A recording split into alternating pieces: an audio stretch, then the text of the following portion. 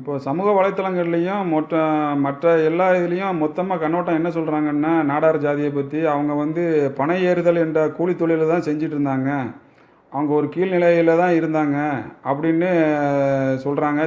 இப்போ திடீர்னு அவங்க சத்திரியர்னு சொல்கிறத சொல்லி நிறைய அவதூறாக எழுதுகிறாங்க. இல்லை, இதோட உண்மை நிலை என்னங்கிறத நீங்கள் கொஞ்சம் விளக்கமாக சொல்லுங்களேன்.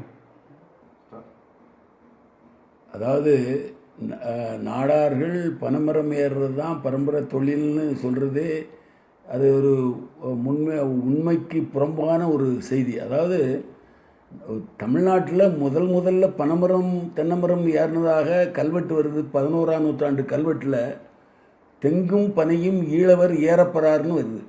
அப்போ அன்னைக்கு பனைமரம் ஏறிக்கிட்டு இருந்தவங்க யாருன்னு சொன்னால் ஈழவர்னு சொல்லக்கூடிய ஒரு சமூகம் ஏறிக்கிட்டு இருந்திருக்கு. அந்த ஈழவர் சமூகம்னு சொல்லப்படுறவங்க இன்றைக்கி தமிழ்நாட்டில் சோழிய வேளாளர்லையும் அடங்கும். அவங்களும் அதே சமூகத்தை சேர்ந்தவங்க தான்.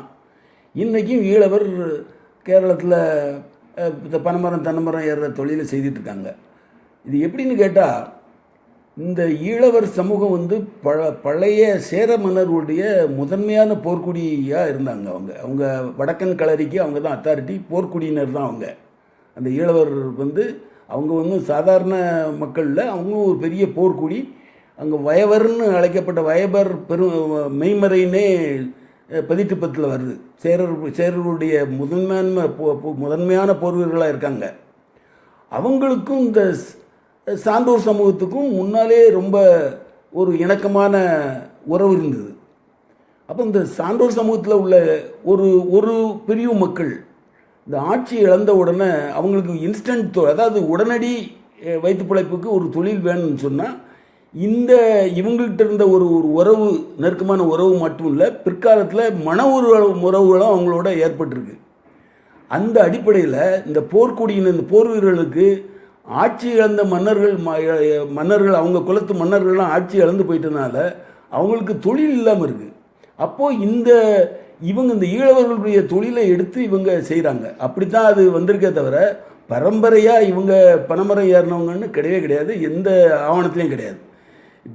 இப்போ ஏனாதிநாதரை பற்றி சொல்கிறாங்க, ஈழகுல சான்றார் ஏனாதிநாதர்னு.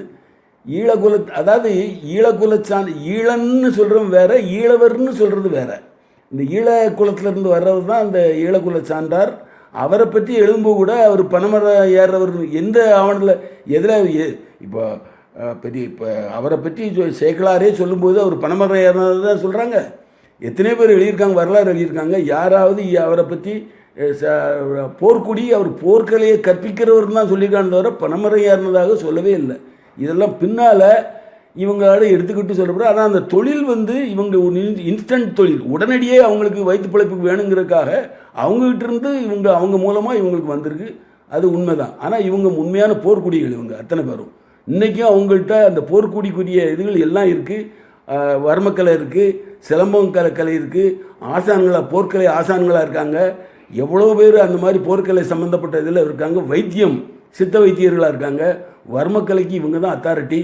இன்றைக்கி அந்த நிலைமை இருக்குது. அதுக்கு நிறைய இன்றைக்கி கண்கூடாக பார்க்கலாம் தென் மாவட்டங்களில்.